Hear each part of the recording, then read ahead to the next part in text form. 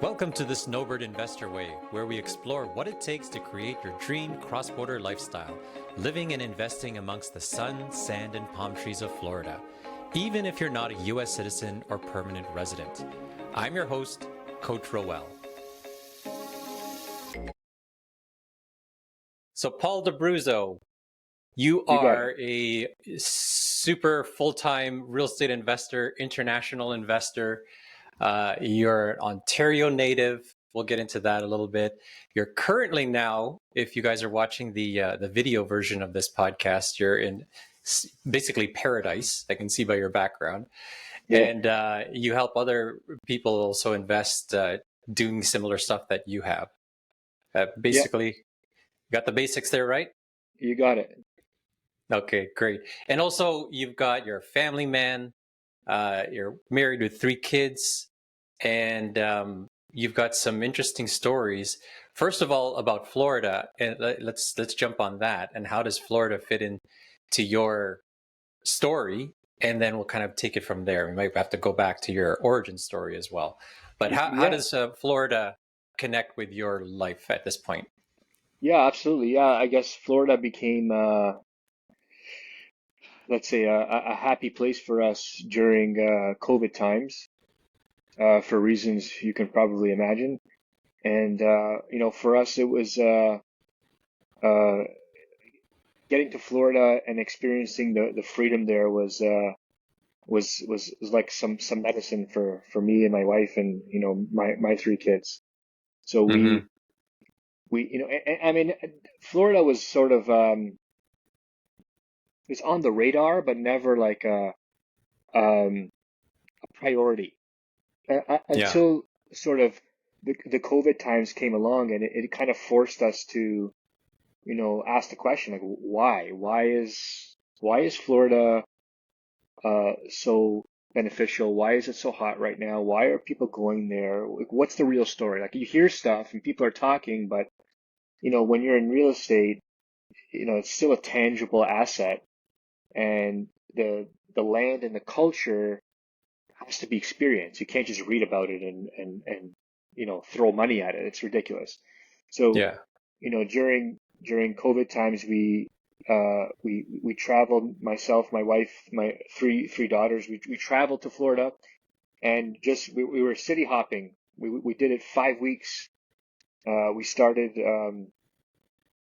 on the East Coast and sort of started working our way south, major city to kind of major city, getting a feel for what every area has to offer, in terms of social life, beach life, and also just lifestyle for a family, because we got young kids, so that always has to be taken into consideration.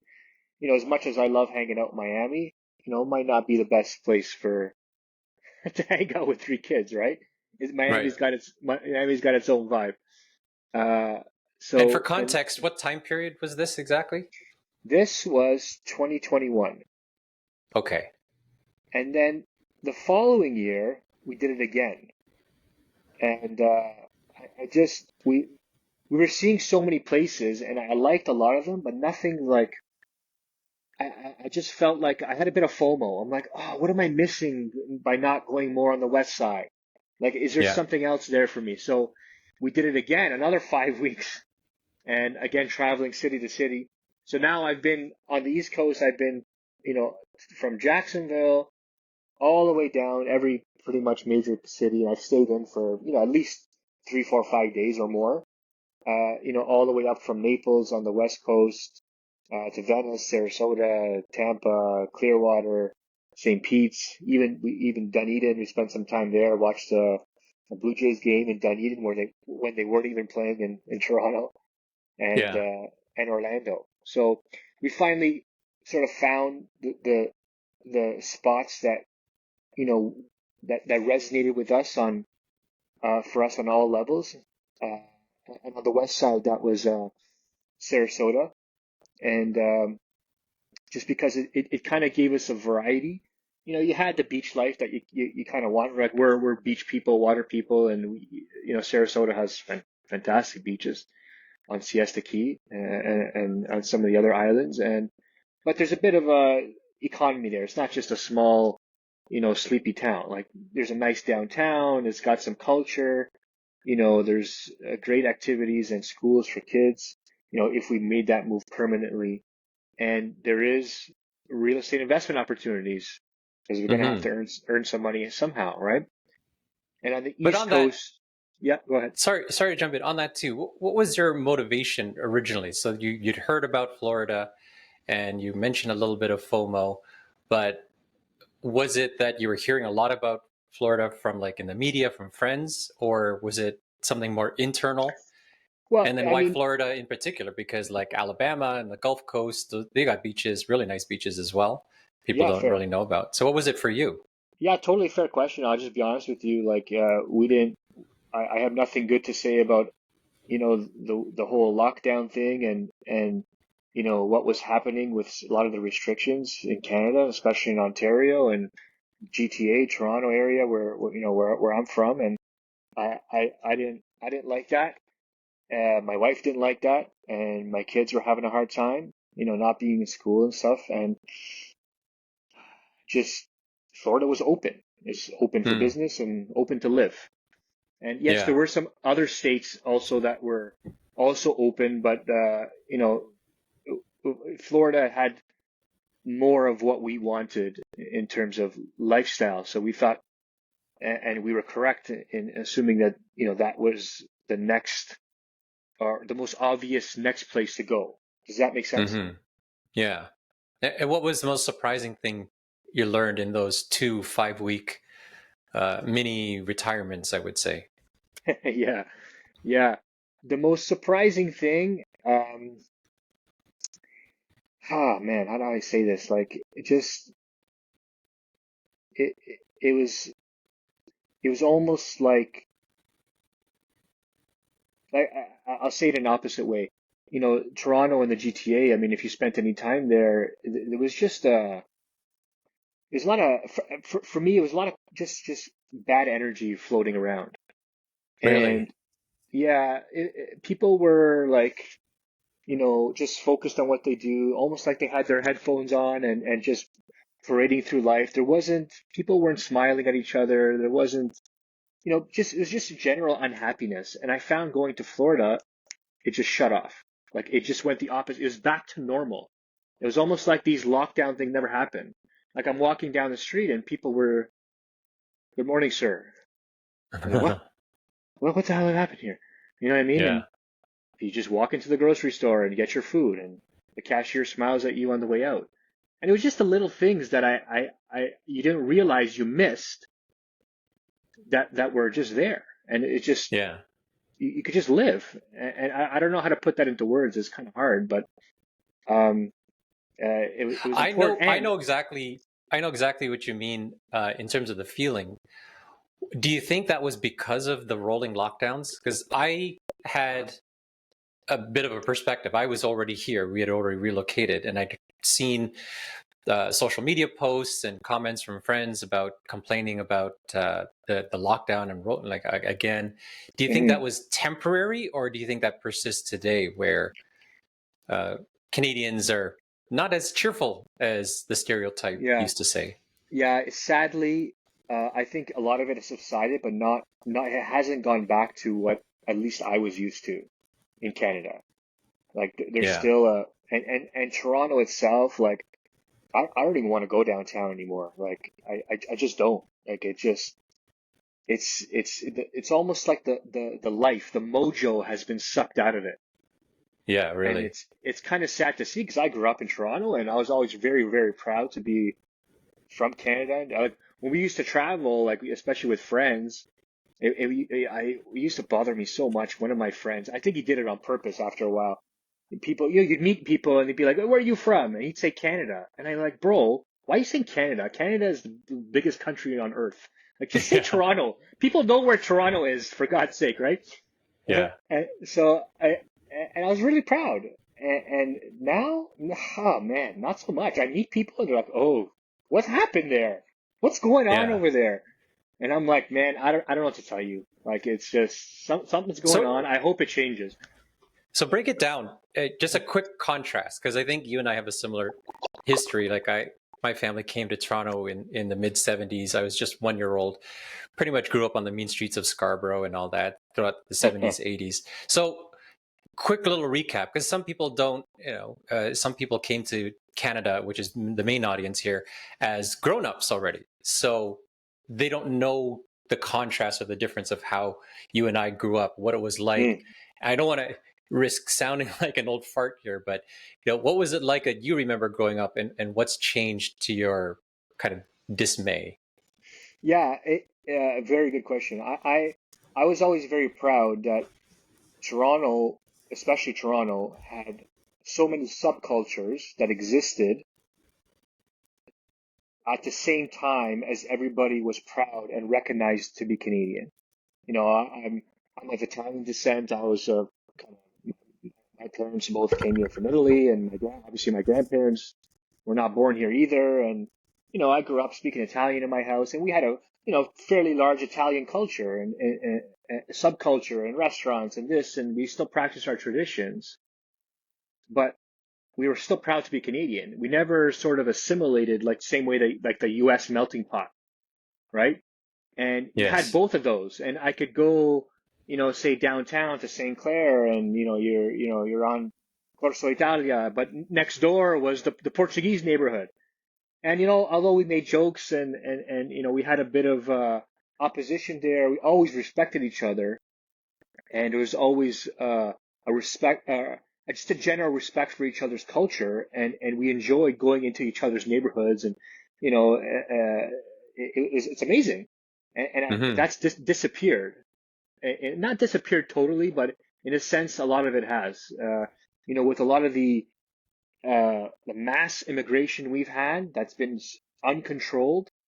Everything's been whitewash in a sense. And I don't mean whitewash from a cultural perspective. I mean whitewash like painting everything white, like everything's more plain Jane. We've sort of we've lost a lot of those subcultures. I know you must be. I'm guessing here. You must be from Filipino kind of culture, right? Yes. Yeah. I mean, I knew lots of Filipinos growing up, and even Chinese. And everyone had their own subculture, and I thought it was amazing. I thought it was fantastic, and it's been lost, and in a lot of ways. And So how is it now? Is it people are, because it's been 6 years since I've lived in Scarborough, Mississauga, between those two areas. I've noticed some things like it's pretty crowded, and it was an interesting contrast to see how things in the winters, obviously it's gray and gloomy and brown and slushy and stuff, compared to the sunset and palm trees that I'm used to now. What do you think is how is it now compared to what you said how you liked it before? yeah, you could say more crowded. Although where I live in Oakville is, not so much, but in the city, and especially Mississauga there, by Square One, yeah, I can't imagine how crowded it is to live there on a day-to-day basis. Like, I just feel like we've lost a bit of our luster and what made us unique, and that's and going to Florida, I kind of found parts of it again. Like, you could have a discussion with somebody who has opposing views from you with respect. Like, hey, I do this, you do that. Isn't that interesting? Isn't that Yeah. interesting? Coming from Canada, and just you hit the nail on the head. It's a really interesting thing is the assumption that Americans are all what you see the caricatures on television. They're loud, they're boisterous, they're rude. It's like I haven't met anyone like that. Even I haven't even seen anybody in line like that. But the neighbors, they're actually super super nice. And just like you Yeah. said, they can discuss without having to get all up in arms about different views. Yeah, I mean, hey, I mean, maybe that's might be a little bit different in New York, but even the New Yorkers have their own a flavor to it. But yeah, people. I think there's the stereotypes where like, oh, Canadians are very kind, and that might be true, but I find Americans more welcoming, Yeah. and I almost prefer that. Like I have neighbors. I had this. We don't live on that street anymore, but I had neighbors who were kind. Hi, Paul. Hi. there was just this general kindness or niceties. Yeah. But in 5 years, I never saw the inside of their living room. Mm. Whereas other Hmm. neighbors, like, hey man, want to grab a beer? Like sometimes he doesn't say hi to me. Sometimes he's pissed off and drives by. I don't care. But there's more welcoming nature. There's this wanting to connect, and I find much more prevalent in Florida. And I think as humans, we need that. You have to be able to connect with people around you, or what's the point? We're not machines, right? Yeah, exactly. So was that the starting point for you to start investing outside of Ontario, around outside of your hometown? No, I mean we already were, and Okay. we were already invested in the Caribbean, and I thought Florida, you know, one of the other I guess sub reasons was, I mean, it's a great jump spot. Like, I got we're looking at buying a property in Italy now. Mm-hmm. We since COVID, we've gotten our citizenships, and when I get back home, I'll have an appointment to get my passport. So I mean, I can very easily fly to Italy from Miami, right? I can get to the Caribbean from Miami, no problem. Miami's a major hub. I can go almost anywhere in the world from there. Um, Interesting. So it's a strategic move as well. yeah, and here's another thing I learned. I haven't heard this yet from anybody, so maybe you are hearing it for the first time, and I think it's important. And try to share it with people who understand. Canada used to be like, at least in my personal view, like the Switzerland of North America. Like, some crap and riots are going down in the States. Who cares? We're in Canada. Yeah. Drug cartels in Mexico. Who cares? We're in Canada. Some crap Yeah. is happening anywhere on earth. Who cares? We're in Canada. Nobody bothers us. Yeah. Not anymore. How so?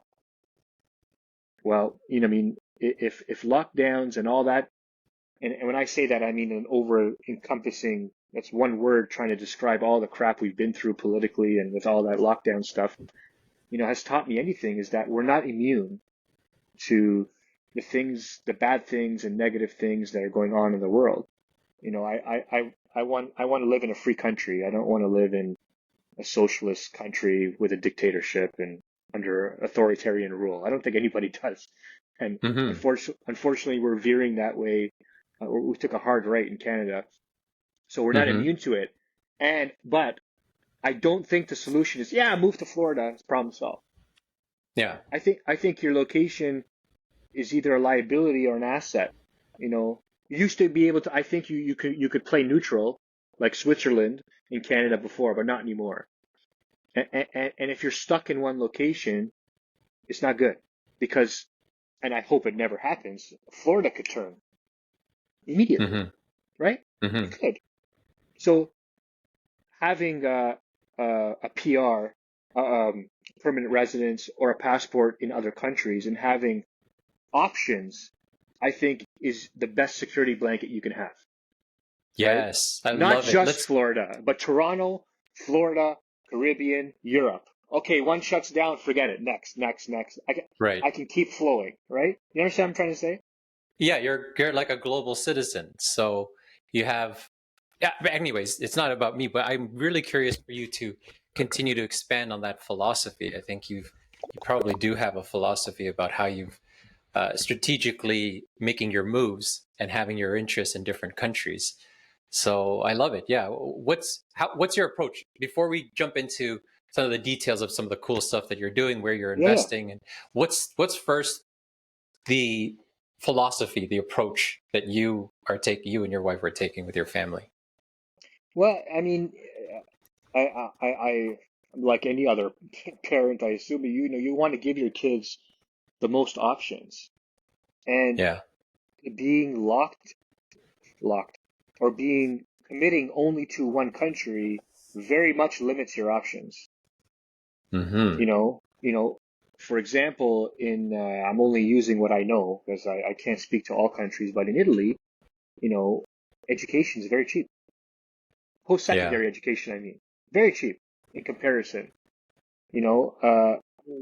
The lawyer I used, I won't mention names, but the lawyer I used to handle the citizenship, it cost him 3,000 euros per year, about approximately, to do his law degree in Italy. 5 years to get the law degree he did. So Oh, for his somewhere, law degree. yeah, in Italy. So Wow. 3,000-ish euros per year. And then he came to Canada and did an equivalency test to be licensed in Canada also. And it cost him $52,000 for just 1 year. Holy smokes.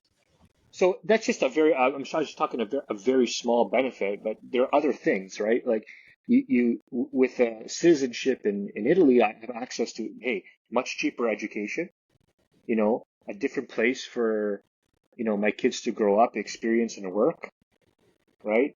A different language, a different culture, different food.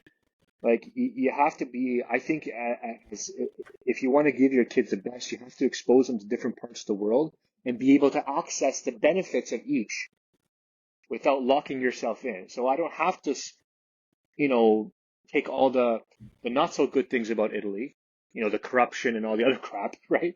I can use the Hmm. education and go back to Florida or go back to Toronto or go back to the Caribbean or wherever I am. You understand what I'm saying? Right. Yeah. So I think that's really important. Super, So super you've given important. yourself and your kids options. Yes. Yeah. I think you have to. I think your location, like I said, is either an asset or a liability. And the more you have access to, the more assets you have in terms of lifestyle and options and investments and everything. Hmm. So is your strategy, I'm going to infer a little bit, totally correct me if I'm wrong, but is your strategy to have these options like Italy, Caribbean, Florida, Toronto, Canada, to first have a property or a business there, or do you just go there and then get the citizenship and then the investments come afterwards? Like what is it, chicken or egg? Well, yeah, I mean that's a tough question. I mean for Italy, it was citizenship first because, by blood I could get it, right? I can't just get a citizenship in the Philippines, you know what I mean? Right. So that, yes, was citizenship first. Florida probably would be investment first, Hmm. right?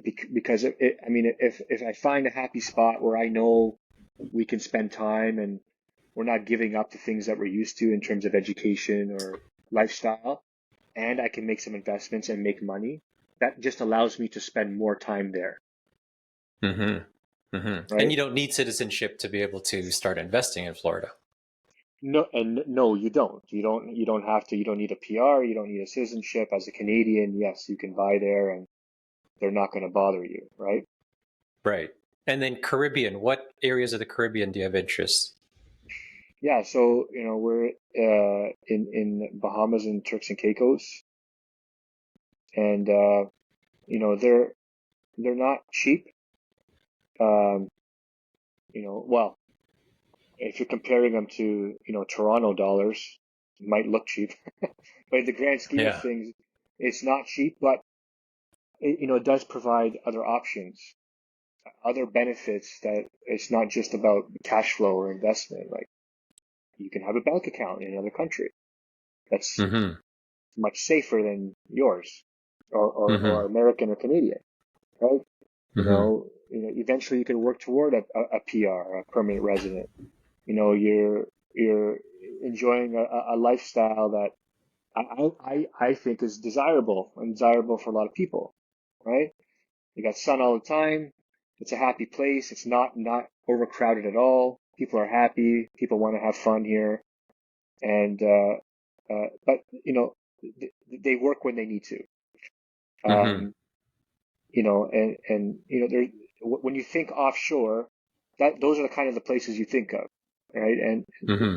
there's benefits to those if you want to seek them. Does that make sense? Hmm. Hmm. I want to ask you a question that probably anyone listening or watching this would also be asking.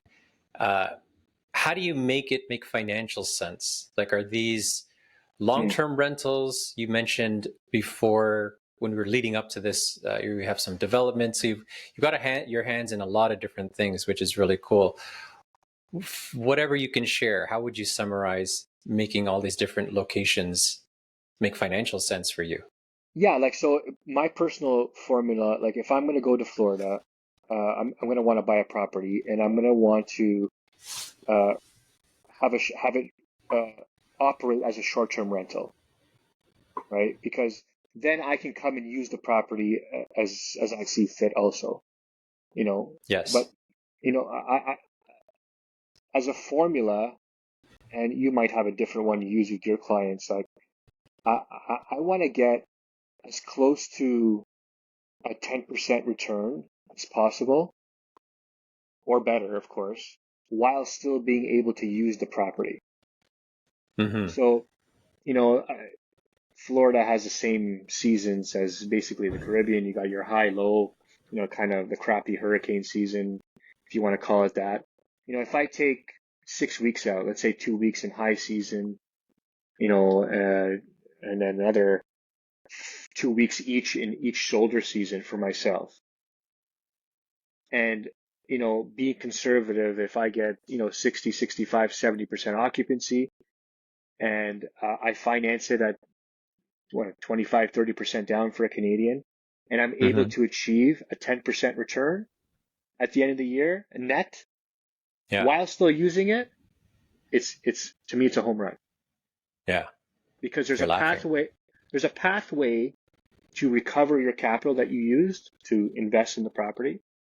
Never mind refinancing. I'm saying even if you never refinance, eventually the income you earn is going to recover your capital because I need that money back eventually, right? Yeah. And you get to use it and you get to enjoy the benefits of the location for you, your family.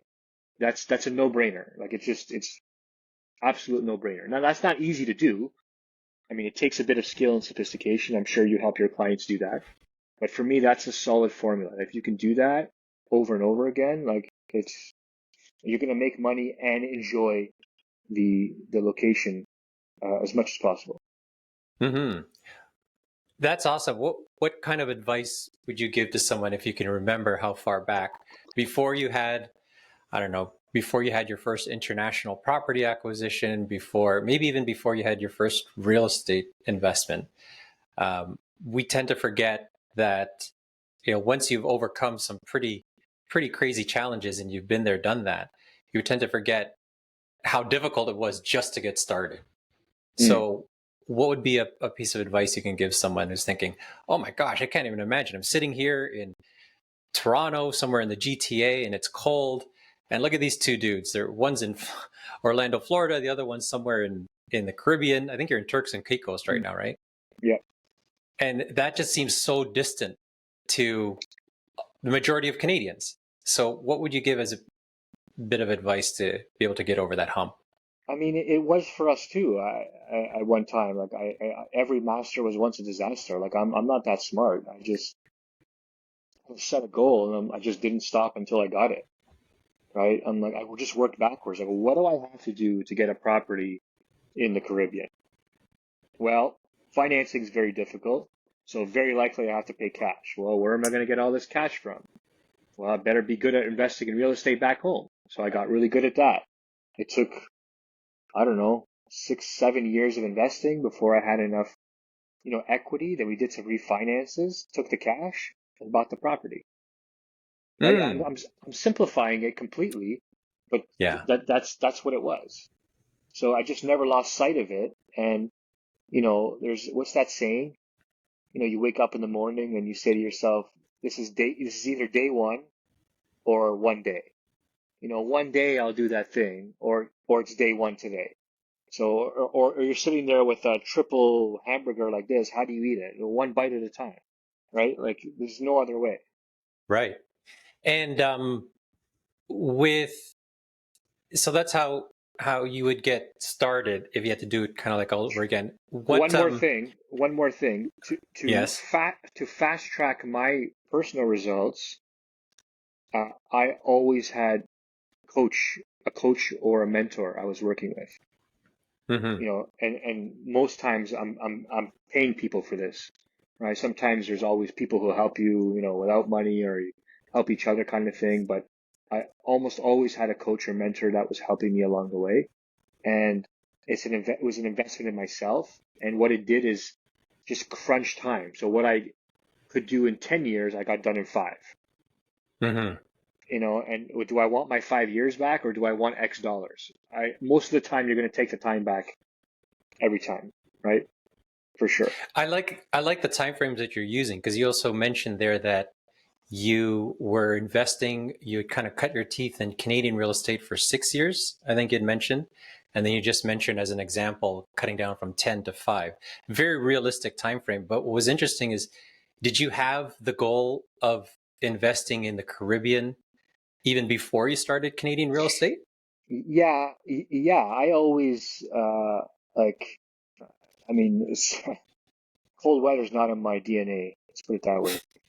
So I always kind of sit there and daydream like, oh man, how do I get out of here? Or what do I do? And I started going on vacations every winter, and kind of fell in love with Mexico. And I'm like, I'm gonna buy in Mexico. That was my thing when I was in my young 20s. And one thing led to another. I actually started to invest in real estate at home, and then actually started to do research on Mexico, on Costa Rica, on Belize, other Caribbean places, and we sort of narrowed it down, visited a few spots, and then found the right opportunity and pulled the trigger. So it didn't start that I wanted to be here. It sort of ended up here after a lot of trial and error. Mm-hmm. That's really important to point out, that in this day and age of the TikTok culture, everything is like 30 seconds, you're an expert and you get all that information. But in reality, that doesn't really help people implement. But I like the fact that you had mentioned very realistic time frames. So given that, you do help other investors.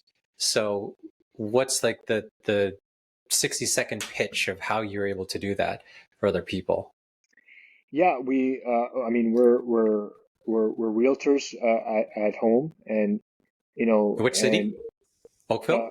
our office is in Oakville, but we operate in Barrie, Peterborough, Hamilton, Kitchener, Waterloo, Niagara region. We're chasing properties and opportunities everywhere, because I think everyone has similar goals. Everybody wants to have options in their lifestyle.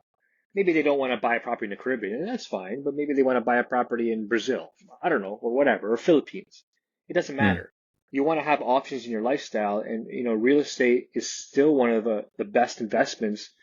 I know I'm biased, but still one of the best investments in Canada for you to open up those options. Some people just love Canada. They ski, they snowboard, they love winter. All the power to you. Honest to God. But Hmm. you can't be skiing and snowboarding all day. First of all, it's expensive as hell in Blue Hmm. Mountain, right? But you got to work. So people want to work less so they can enjoy life more. And real estate's the best way to open up those options. The cash flow, the equity, uh, and the methods to develop those into investments that uh, provide that lifestyle is what we do. And we have a bit of coaching and mentorship programs around that, so we can not only help you get a property, but we have your back along the way. It's the work before and the work after the property is sometimes the hardest stuff. So that's Hmm. kind of what we do. We want to help people enjoy the same results that we do. Awesome. And how do people get in touch with you? You can hit my website, expertinvestoracademy.com. You can get me on social media, Paul Expert Investor Academy. Uh, you can email me, Paul at expertinvestoracademy.com. And, usually a one-on-one consultation is where we start. And, we'll see if we can help you. That's awesome. That's awesome. Well, thank you very much from the Turks and Caicos, Paul DeBruzio, for sharing your insights. And please make sure that you do reach out to him, especially if any part of Paul's story has resonated with you. So until next time, my friend. Yeah. Take care, man. Talk soon, man. Maybe You I'll come too. see you in Orlando. You must.